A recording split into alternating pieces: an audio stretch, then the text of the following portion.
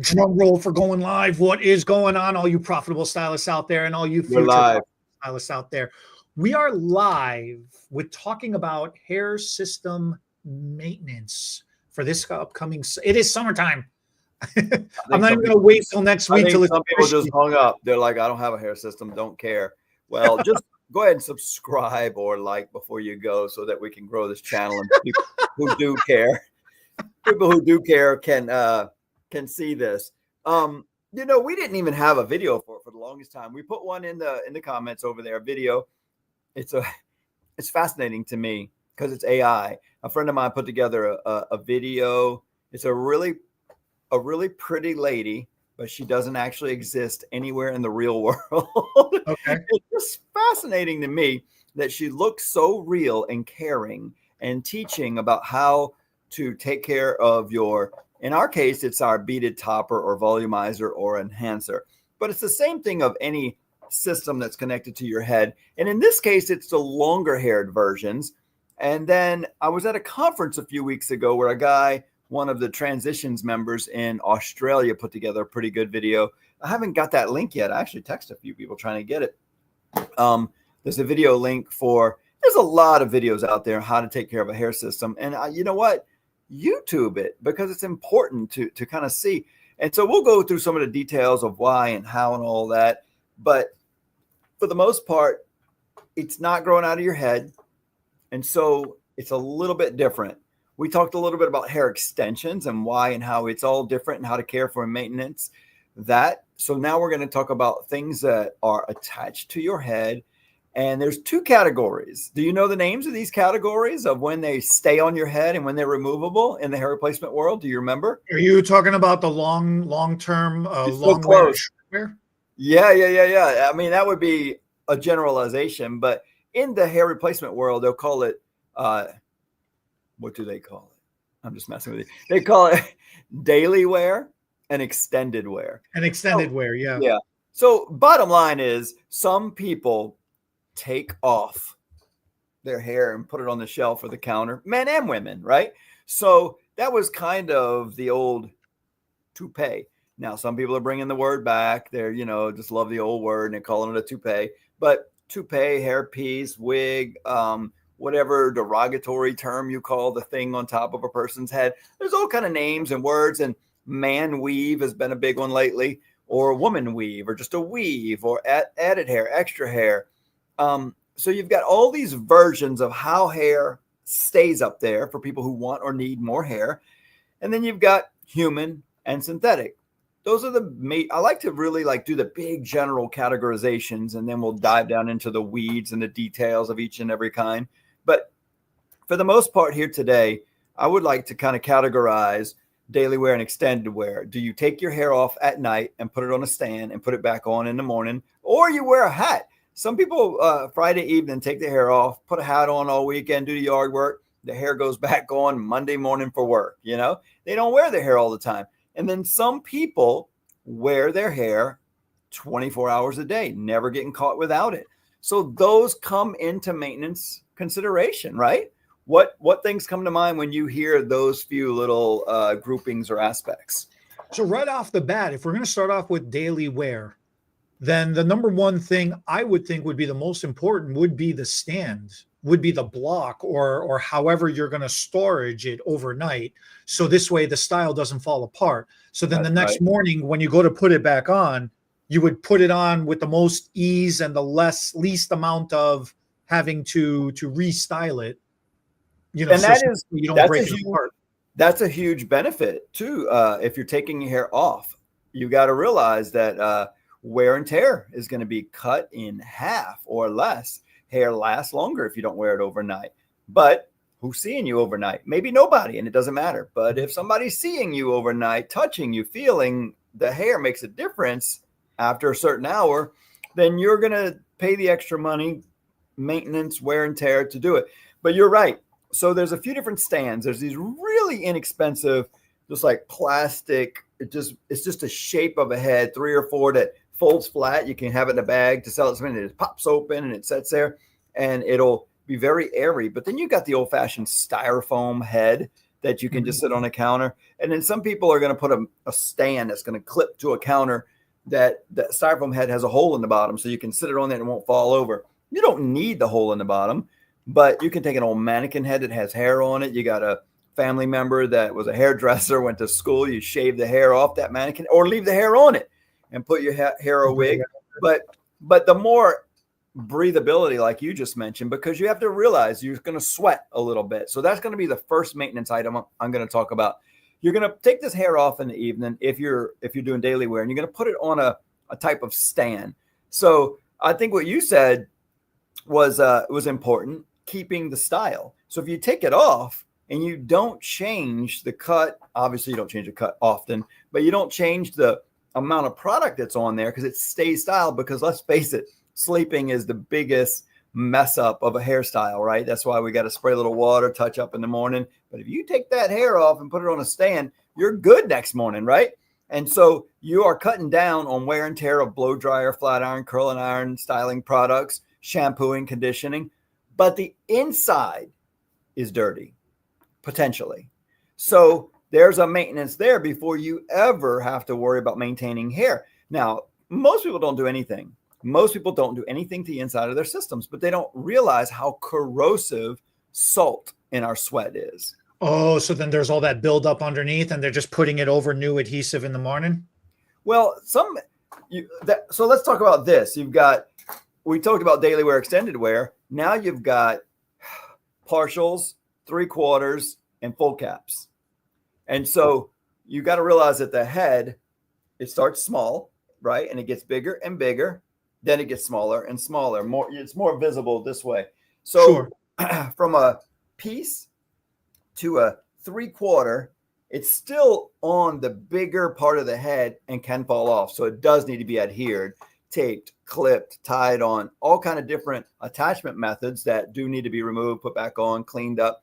But a wig, and the reason why you call it a wig is it's going to go past the biggest part of your head and fit a little bit more like a glove. So there may not be any kind of attachment method, no adhesives or anything. When you put it on, it's going to fit more like a glove, and it's like pops over the biggest part of your head. And so then it stays pretty good. And some are going to have silicone bases in the front, so they kind of stick to the skin a little bit more.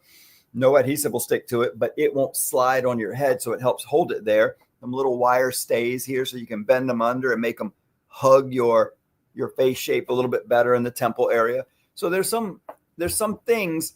And on the inside of the wig here, the way older and some newer, but most older bra straps in the back were adjusted for how tight or loose. There was a lot, and some kids' pants when the kids are growing and they got buttons with loops. Well, you got hooks sometimes that hook into multiple different little sewn in little pockets or whatever. Well, they've got that in the wigs around here. It's a stretchy band that you can pull and hook it into different places on each side, which gives it just more or less snug hold around the edges. So all of those to kind of say that maybe no adhesive or clip or anything or comb is put underneath there. So then all you have to worry about is maybe cleaning the sweat, the oil, the dirt, the funk. Maybe you have some styling product on your hair. Dead skin cells are sloughing off. If you've got a little hair under there, it's your hair shedding over time, and it's going to be on the inside of that system. So, I mean, just a little blow with a blow dryer would help remove some stuff. Sure. But I think your biggest friend is alcohol. A little bit of alcohol on a towel and just kind of wipe the inside where any of these places that are touching your head, just to try to clean some of the scalp oils and sweat and salt off. And the material. Now, when you're wiping it with the alcohol, though, does it matter the material that you're using? Like you want to use a towel, you don't want to be using tissues, or you don't want to be using cotton swabs. Well, I was going to say, right. So the material-based systems, again, some give and take. A material-based system is going to soak some of this up, and there's no real washing it all out. So you're thinking about, okay, I'm wearing a wig every day. A week goes by, the hair still looks good, but do I need to clean this whole system as gently as possible because I just need to get the salty sweat out of the system? And maybe that's more often in the hotter summer months than it is in the winter. Maybe you can go a month or two in the winter if you're in a cold environment and there's not really a lot of sweating. You're just going to work. You're taking it off in the evening, and there's no real funk going on underneath there. But in the summer, you might need to be washing that hair. And give you an idea, I'm starting with the lowest, easiest, take on and off a wig. It's going to get more complicated as we go. But with a wig, a person might, or I should say, often has more than one. So a person will, and they're less expensive. And you're taking it off, putting it on. So, when you have a hair system attached to your head, you're not even thinking about a second one, right? Because you're not taking it off. You're going to a studio, they're taking it off, removing adhesive over an hour and a half appointment, putting new adhesive on, bonding it down. You don't even think you might need a second one for any reason. That's why they last long. That's why they last so long. Yeah, sure. Yeah. And so the ones that you take off are going to last longer because they're being taken off. But it's also going to be less expensive, especially if it's synthetic over human. So it's more affordable and very advantageous to own multiple. And some people will own one for every day of the week. Sure. 5 to 7 wigs, and they can all be identical. And many people have 3 or 4, and they just alternate them throughout the week. And they might even be a slightly different style or color, or they like to go a little blonder on the weekend or a redhead on the weekend. So you can get some small changes for just a little fun, and you can be wild and crazy and be a completely different person at night or on the weekend. Totally up to you, but that's not what this video is all about. But when you have it multiple, you have choices, right? Lengths, colors, styles. But I know that often people will drop off at our wig shop 4 wigs, which means they probably got another 3 or 4 at home. Can you clean these for me? So you can either clean it at home or bring it to a wig shop, and we clean and style, and we'll have 3 or 4 that look like identical, and it's because they want to be able to wear. Some people will wear one for a few days or a week or 2 and then put it to the side to be clean, and then another one. Some people wear their Monday one on Monday, their Tuesday one on Tuesday, and at the end of the week, when they're wearing number 6 and number 7, they might be washing 1 through 5. And so then that's a whole nother story. And rinse, there's no reason to put it in a washer machine or really scrub that hair. It doesn't have the buildup and the oil and the sweat on the hair like the hair growing out of your head. But the base is what needs to be cleaned more than the hair. So a soaking is the best friend of cleaning something like this. You have the benefit of time. Can you imagine? I need to shampoo my hair, so I say I'm going to soak it in a tub. It's not as easy. But if you ever think about, like, if you're going swimming or on the river or the lake and you spend a bunch of time in the water for hours at a time, in and out all through the day, and you're like, my hair is squeaky clean. It's because it's been in the water all day, right? It's been wet for a long time. So everything that was in your hair had a lot of time to break down. It's kind of like when you're trying to get rid of a stain or something, and you put water or the products on there and just let it soak, because the funk softens over time. So with a wig, same thing. You put it in a little Tupperware and let it soak. I see you have questions. Well, should it be warm water? Does it matter? Should it be soapy water? Should it be alcohol? Like those, what is the solution base that you're using while you're letting it soak? Most wig shops are going to have wig safe. I'm losing my voice. Wig safe shampoos, but for the most part, very gentle shampoo. When I was talking about the alcohol earlier, that's just to kind of, mostly if you have tape tabs or places where you're putting adhesives or tapes on the backside and you're peeling those off and you're cleaning that spot, that's where you're going to use alcohol most of the time. Materials are going to be hard to clean the sweat out of. Rubbing them with alcohol is probably doing more damage with the friction than the alcohol is doing to the material or the hair. It's hard to really get it clean. The water does a lot, just water. And then the part that people are going to freak out on if I say this, yes, you should buy some gentle shampoo from your wig shop. But Dawn dishwashing detergent. Dawn dish soap is the best friend in a lot of situations.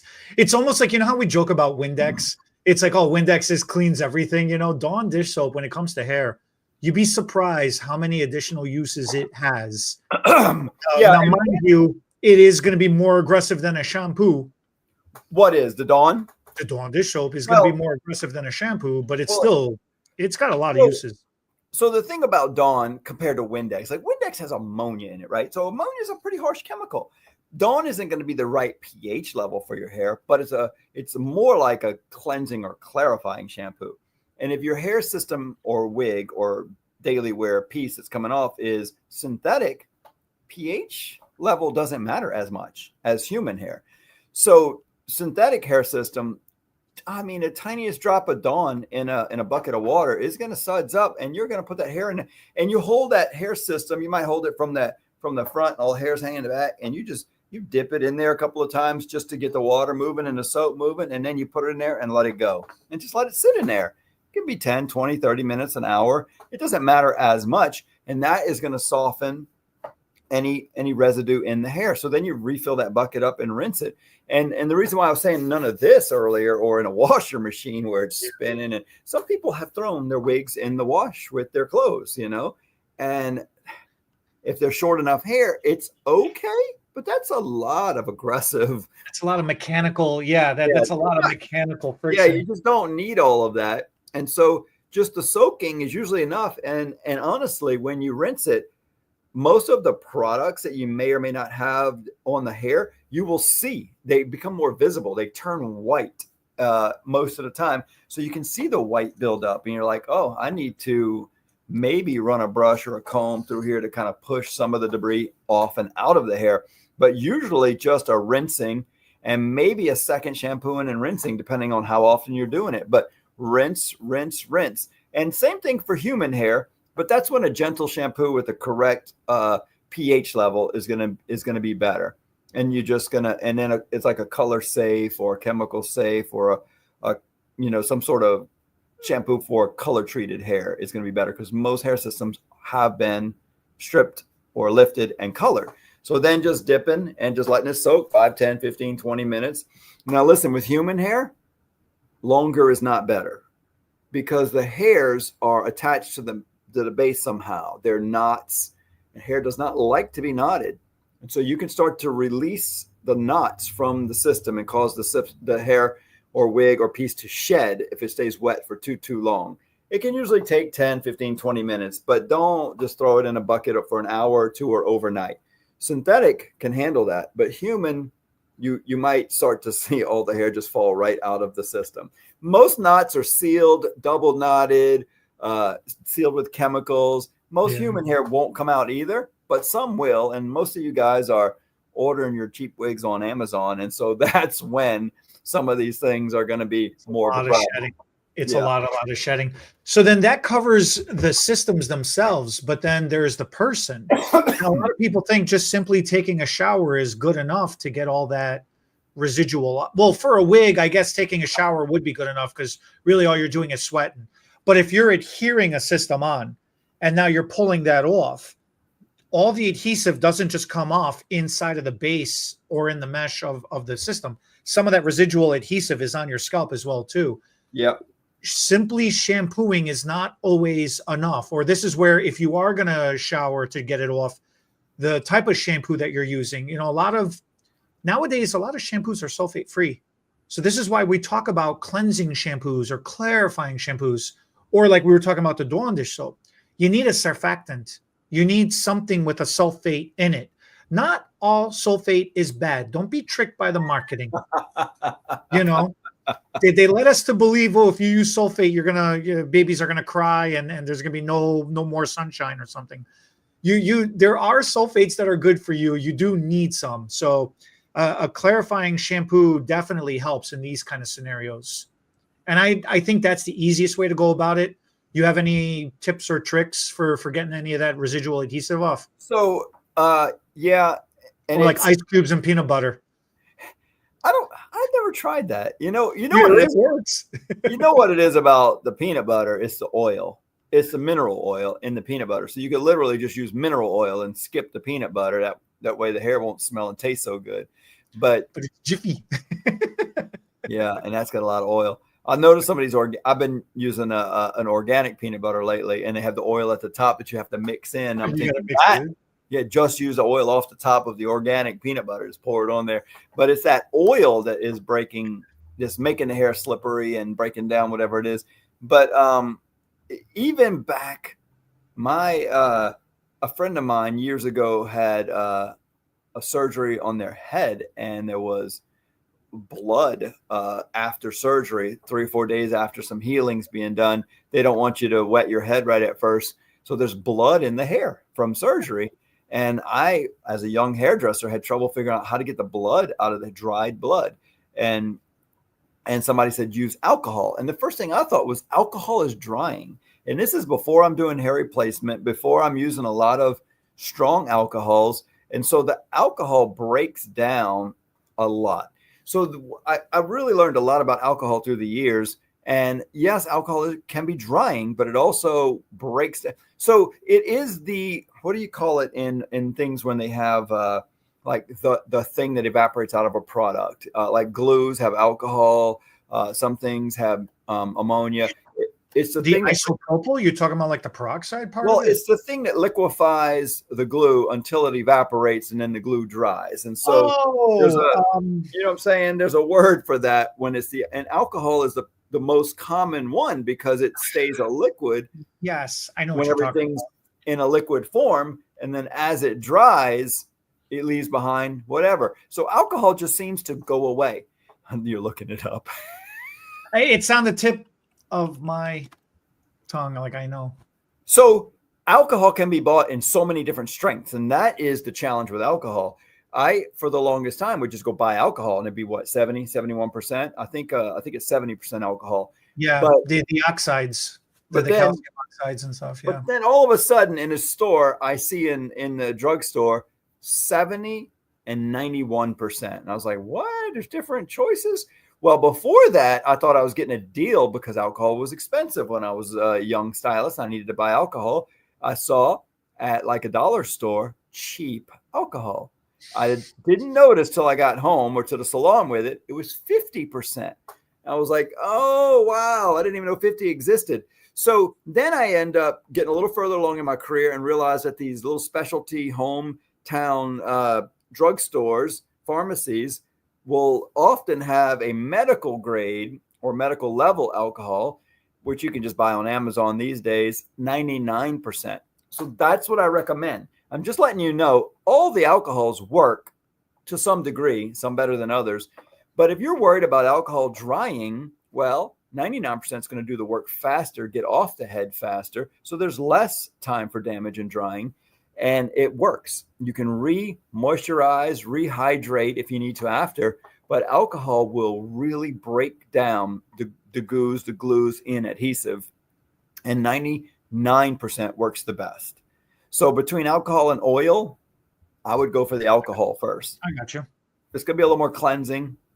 Well, it's more sanitizing too, right? Yeah, it doesn't leave any residual afterwards that might block the new adhesive that's going to be going on over it. Right. And the 99% alcohol, the 1% is probably water. I don't really know for sure. So the alcohol just kind of goes away. It's so crazy how it just disappears, Probably not good for the environment, but because it's there, it's somewhere. And then the 1% water, I'll do a little blow dryer because I figure it's got to be a little bit of something there. And I blow with a blow dryer over the head after I've used the alcohol and evaporate that little bit of water. And then I'm completely dry and clean and can adhere again. So if you're going to be showering, well, that's even better because there still might be some residue. And that's when Dawn comes into play again, because Dawn is a pretty good cleansing shampoo. And listen, they used Dawn to clean the oil off the little animals after those big oil spills back in That's how I learned about it. The big oil spills way back when. Now, that doesn't mean that it's it's gentle enough and it's very organic. So it's safe to just put down the drain. But it breaks down oil so well. I mean, I was doing a little something with my tractor yesterday, and I grabbed something I shouldn't have. Like, oh my hands would be black today.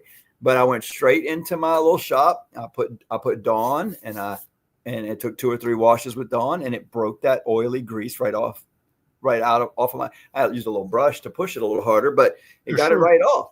So it doesn't mean it's gentle, but it's very cleansing when needed, right? And so that's why you wouldn't just use it to clean a human hair wig that just needs a normal cleansing. Then you do want something the right pH level and cleansing.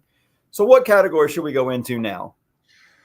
So then we got to talk about washing extended wear hair.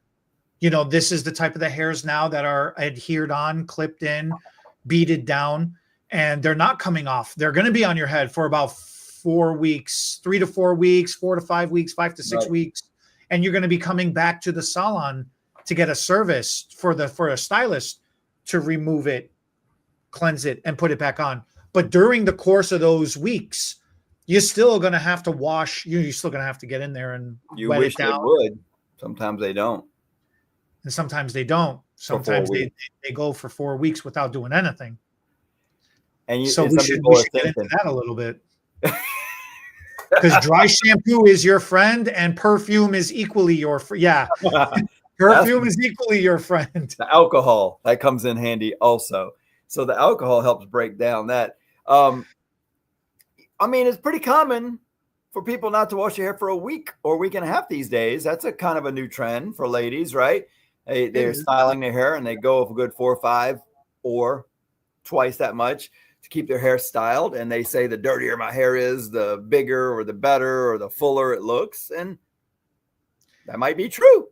But it is, because you got so much buildup in your hair. It's like building a mountain foundation. Buildup. Yeah. Talk about a foundation. And so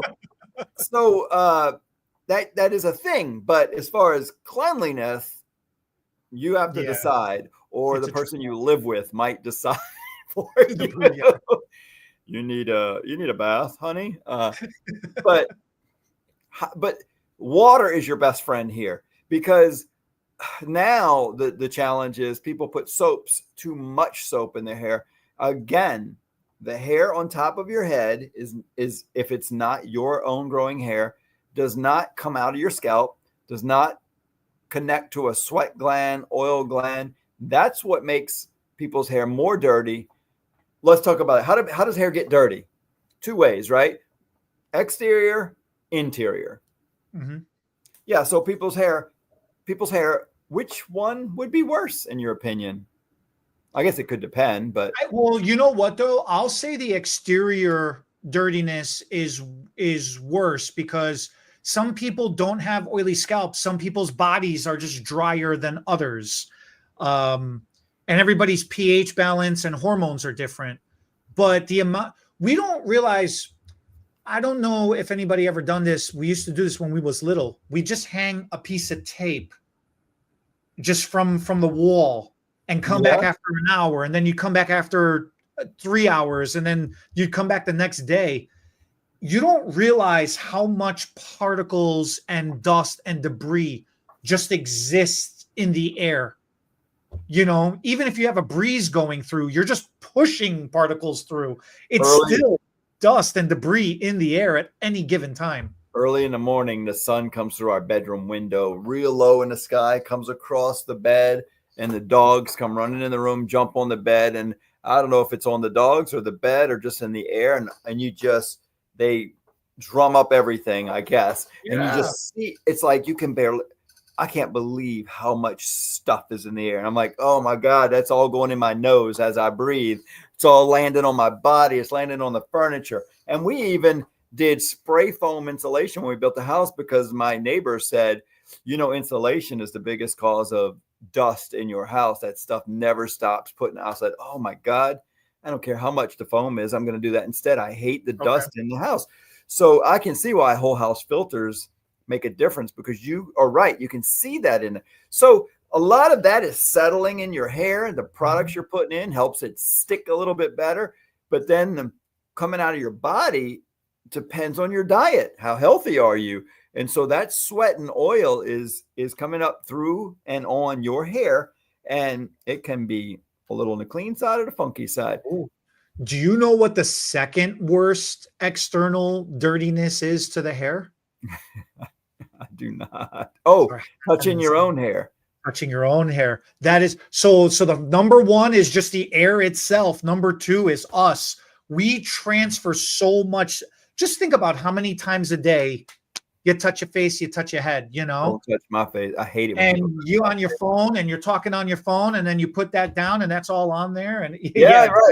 Right. Good point. I know when people say something about where the cleanliness or see me doing a hair video and they ask why I don't wear gloves. And I'm thinking, if I was going to wear gloves doing hair, I might as well wear gloves all day, every day, because I'm touching doorknobs that everybody else is touching. I'm touching the chair, the table. Right. We're not going to get away from touching other things that other people touched. We just have to have some, oh man, I don't want to go down. I want to get off That sends me down a hole. That's a soapbox for me. That's going to send us down a whole too. rabbit hole. So right. So the thing about a hair system, though, often there's some sort of ventilation or holes or mesh or integration. So soap is going to go through the hair system onto your scalp, between the hair system and your head. And so getting that rinsed out well is super important, so you don't get a buildup underneath the hair system. That's assuming you do actually wash and shampoo your hair system. We talked about people not doing it for long periods of time. But the fact is, you don't need to do it as often. So some people hear that and then just don't shampoo their hair as often. We mean don't shampoo the hair system as often. So what I would do is put shampoo in my hand, lather it up, or whatever you call it, just move it around so it's all over the place. Put it on your hair on the sides and scrub your hair on the sides. And you literally can take a little bit of foam or froth or whatever. What do we call it? When it's sulfate free, what do we call the white stuff? It's still lather and lather. Because I know the bubbles. I was about to say suds, but then you said sulfate free. I'm like, oh wait, lather. Lather. Right, there's suds and there's lather. Whatever. There's much of that, and you just kind of touch the top of your head to get some product up there, but very little, because just rinsing is going to be enough to clean the hair for the most part. It doesn't need to be scrubbed like your own butt. When you're scrubbing your hair, you're scrubbing more than the hair. You're scrubbing your scalp. You're scrubbing the base of the hair. You're scrubbing the oils and the sweat out. But when it's not connected to your head, water and a little more time flowing through is what's going to help. And then you don't want to look up at the shower and push back where everything's pushed back. So the video that we linked in the description kind of goes over some of those things. The shower head should be hitting you straight on top. You should just be kind of S-shaped curves, just pushing hair down and letting the water run on the top of your head, whether it's coming from the back or the front. You just don't want to look up where that hair system might be attached in the front, whether it's clips, beads, tape. You don't want to pull all that weight that way and try to loosen it or hurt yourself or pull hairs out of your head. You're trying to preserve the hair system and your scalp and the health of your body. So just straight down on the top of your head is a little bit different than what most people do in the shower. And so you're just looking down more so and having the water hit the top and just let it rinse through. And you can just kind of run your fingers a little bit just to help, I don't know, encourage the soap and the water to come out. But more rinsing is more important than more scrubbing is the main point. Yeah, you don't want any of that soap residue left over and then drying into the hair, because that'll present a whole nother set of issues later on down the road. So now you've gotten out of the shower, how you wrap or towel blot your hair versus air drying it before you start blowing it should matter too, right? Yeah. You do not want to be going in and going to town on it, or you see like some people do the headbanging thing, or they whip their hair around to try to get, yeah, that's a great point. That's a great point, because I love to just rub my head with a towel, but my hair's all connected to my head and I can do it. That's not the best thing for my actual hair either, though. But it's short and it's getting replaced a lot more often, so it can take that extra damage. And that's the benefit of having short hair. It can take more damage and abuse than someone even with their own natural growing longer hair. Even girls, I mean, I guess some guys, some of my kids have some long hair. I just never had that long a hair to experience it. But mostly girls, I guess guys often, you've had long hair, right? Oh, and so the longer your hair is, the more you have to take care of it when it's your own hair. If it's not yours and it's a hair piece, a system, a wig, or an extended wear, it matters even more, because the thing that people don't think about is that hair grew on somebody else's head for a period of time, already went through some of the abuse that we put our own hair through. Then it was donated, cleansed, cleaned, processed, lightened, colored, and put on a system to be used again. Mm-hmm. And so you don't realize that this hair has already had another life. You are this hair's second spouse, not the first one. And so it's been through a whole life already. And Right. It's been through a rodeo and a half already, yeah, it needs a little extra care. You got to be a little nicer to it. I need somebody in my office to come put my air conditioner on because I am getting a little warm in here. I don't want to leave the screen. So that's kind of where we're at for and the reason why I was kind of saying be soft with the gentle pushing the water out, but you're right. Right after you get out the shower, right before you get out the shower, let's talk about the temperature of the water. It'd be better if you could use warm to cooler water. Could be, but it don't feel so good all the time. It doesn't feel so good in the shower, right? So most people are going to want to use a warmer water, and that's fine. But if you could end with a cold rinse, that would be wonderful to close the cuticle down. That would help everything. But let's say you get out the shower now. I would say some of the more important things to do is to blot and squeeze instead of scrubbing, rubbing, and just messing everything up. Put a towel around your head and squeeze water into the towel. And I don't mean what happened. The AC is on now, you diva. And so some people, you ever take a ponytail and squeeze it too close to the head and it hurts? Sure. Don't do that. Don't squeeze where it's pulling hair out of your head. Get away from the scalp a little and squeeze the water into the towel.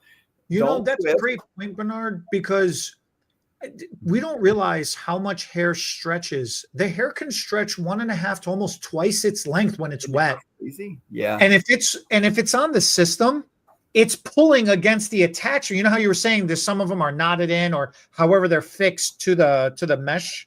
Sometimes to your own hair underneath there base. Too. Yeah. So that is a lot of tension that can get painful. Well, the water in the hair is extra weight also. There's that so too. The hair on the system is stretching. It's pulling on the hair on the client underneath, assuming we're all human. We're talking about now all human hair. So the hair underneath the system is getting pulled and stretched on. The hair on top is getting pulled and stretched. There's a lot of extra weight with the water.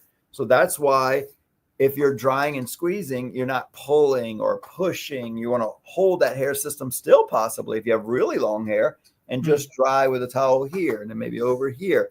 So just baby it the most you can, the best you can is the best idea. Not everybody does, but it's going to prolong how well it stays on your head and how well the hair stays on the system.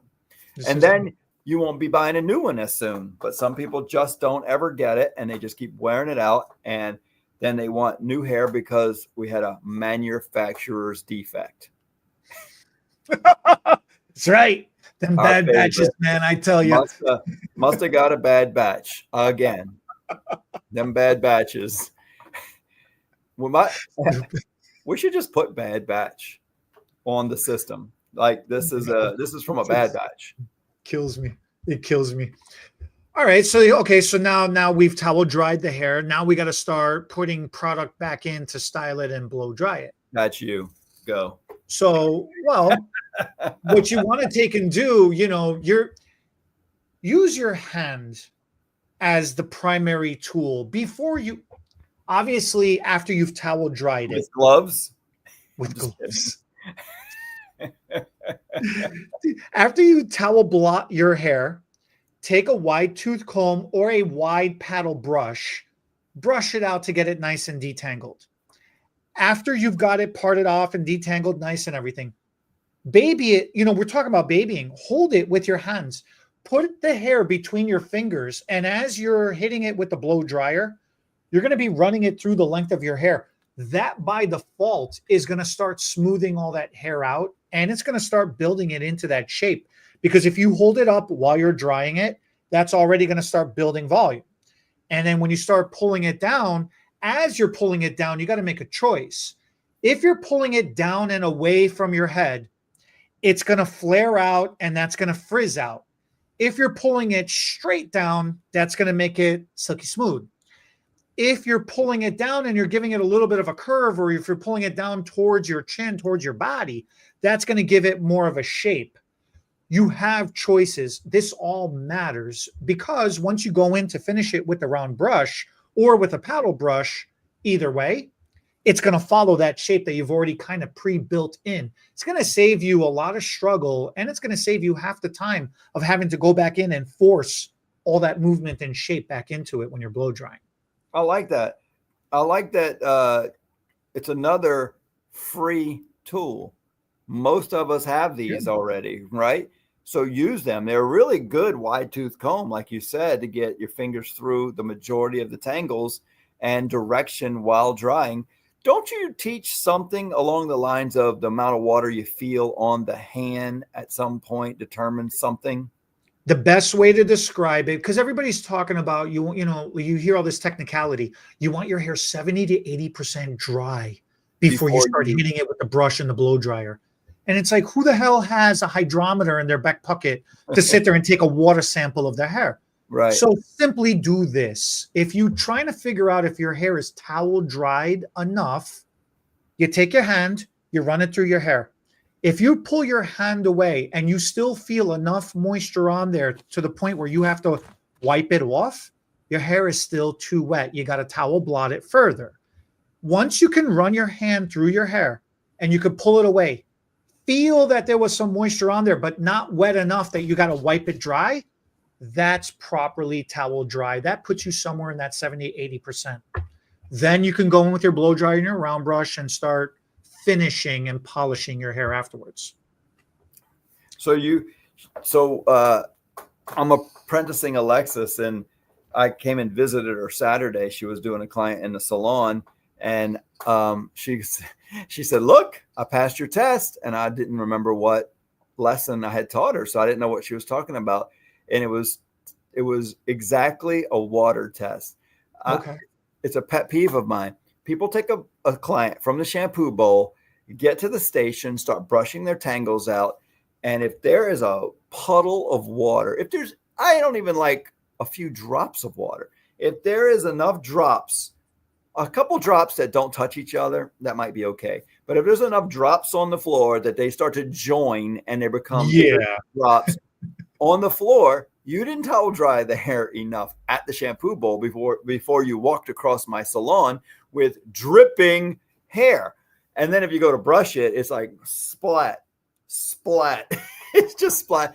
So she goes, "Look, I passed your test." And I was like, "I'm so glad you listened. Nobody listens to this. They have to experience it." Maybe she experienced it before she passed the test. I don't know. But she was brushing and no water. She towel dried it enough. There was no water on the floor mat behind the chair. So it was dried enough to start the next step, which was detangling, because she towel dried first, then no water hits the ground. So then you detangle. And then, like you said, there might be a little more towel drying after.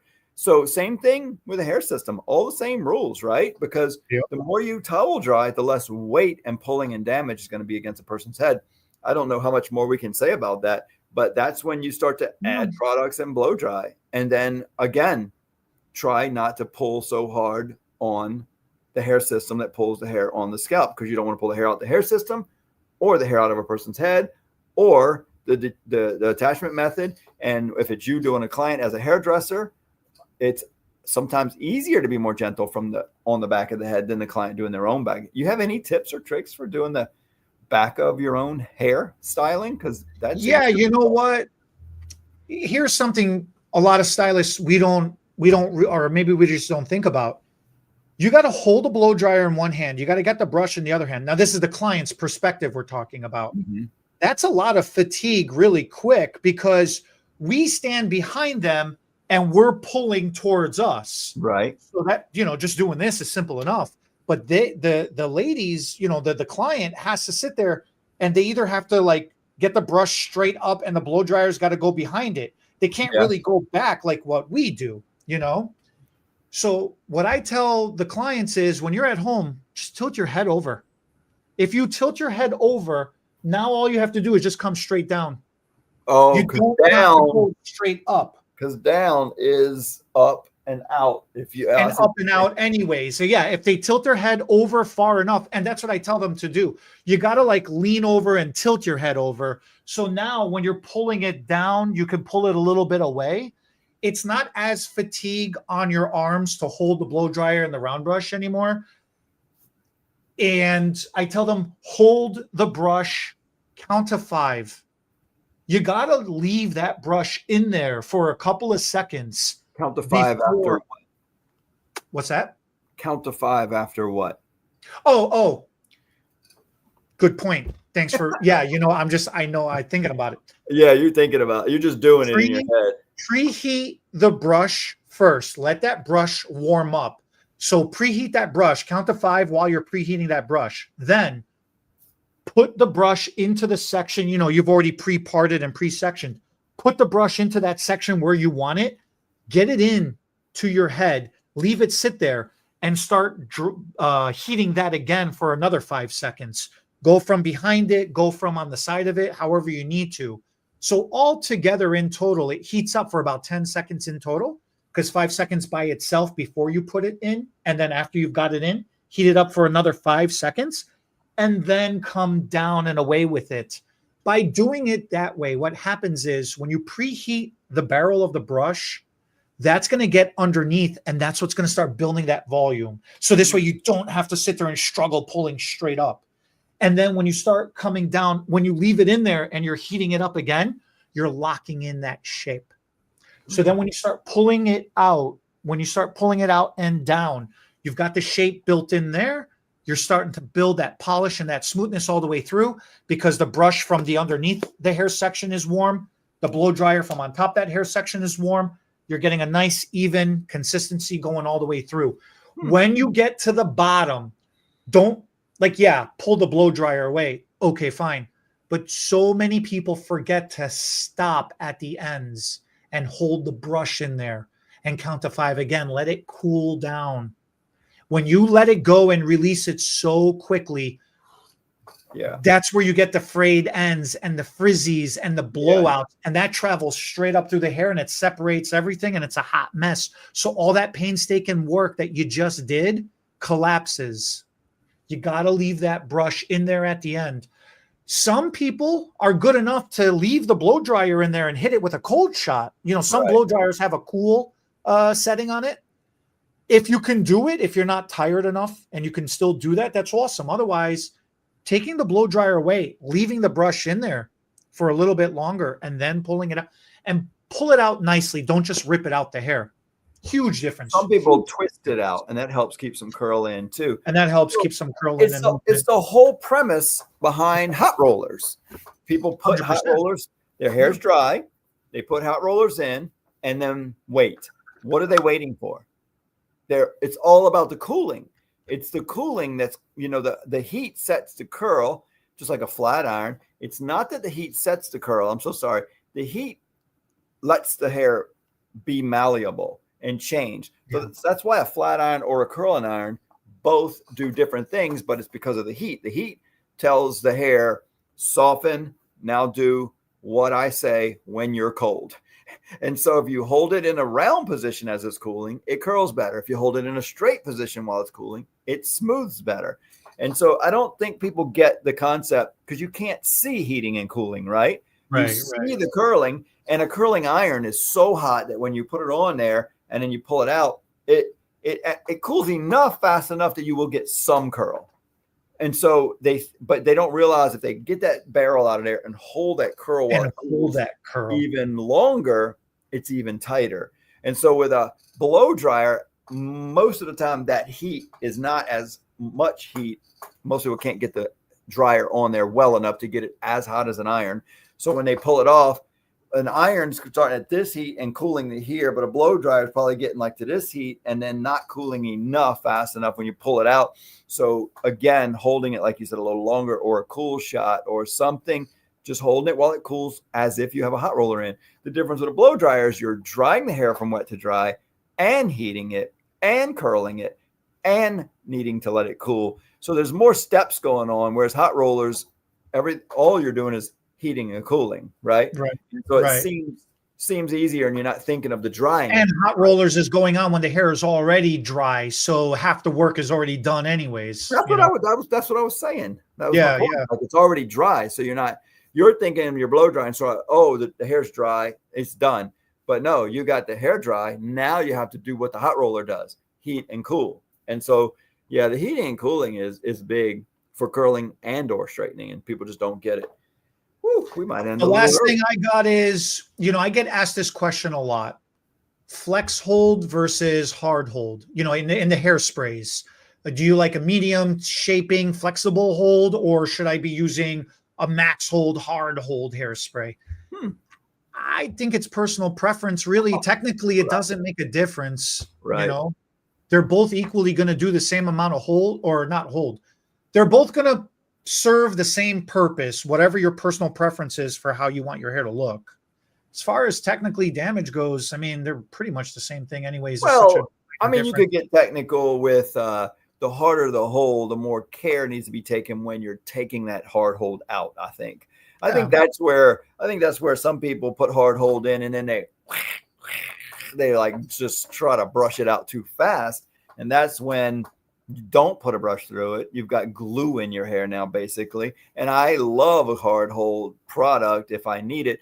But you just have to realize that's when spraying water or shampooing or rinsing, letting that water soften the product enough that you can get the wide tooth comb or your fingers through it, and then putting some product and cleaning. So that's the only thing about a hard hold, is just be careful with the detangling and cleaning later. That's the only thing I would say about it. But you're right.